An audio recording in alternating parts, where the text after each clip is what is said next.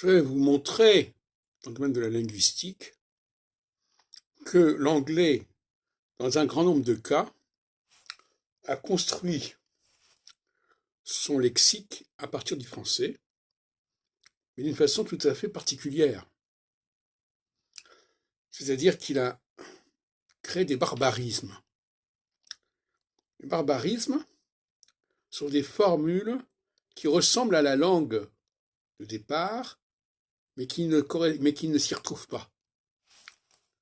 Par exemple, prenons le mot perfection. Le mot perfection existe en français, mais l'adjectif c'est parfait. En anglais c'est perfect. Ça veut dire quoi? C'est-à-dire que l'adjectif en anglais a été construit à partir du substantif perfection. C'est-à-dire que c'est un adjectif construit à partir d'un nom. Alors que en français, c'est l'adjectif qui construit le nom. Le parfait donne perfection.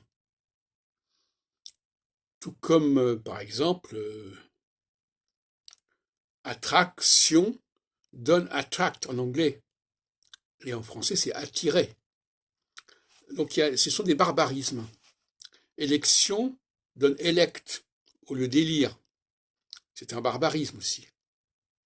Donc, l'anglais a des barbarismes, comme on dit dans les... Vous savez, quand vous faisait des thèmes latins, on disait, voilà, vous avez utilisé un mot latin qui n'existe pas, une forme latine qui n'existe pas, qui n'est pas appropriée. Alors, un autre exemple, ce sont les mots en ATE. Là aussi, vous allez croire que c'est des mots typiquement anglais. I appreciate, par exemple. I appreciate, ça correspond au français j'apprécie. Mais en réalité, cette formule longue vient du fait que c'est à partir du nom appréciation que l'on a créé le verbe. Donc là, le verbe est produit par le nom, et non pas l'inverse. Par exemple, evacuate, évacuation. Donc en français, on dit évacuer. Donc on voit bien que l'anglais est beaucoup plus lourd que le français à ce niveau-là. Parce qu'au lieu de dire j'évacue, on va dire I evacuate. Certains croient que l'anglais est plus rapide que le français, c'est pas du tout le cas. Alors, un autre exemple que j'ai déjà donné, c'est possible, par exemple. Possible, en fin de compte, ça vient de possibilité. Alors, vous comprenez bien que possible, la prononciation de possible est proche de possibilité. Et nous avons également les adjectifs en VE, comme active.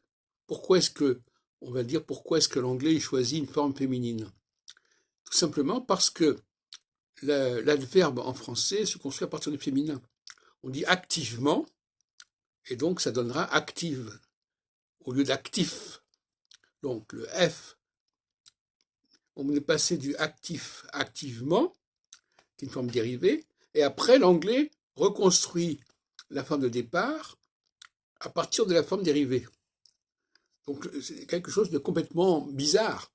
L'anglais construit la forme matricielle à partir de la forme dérivée, alors que c'est la forme dérivée qui est construite normalement à partir de la forme matricielle.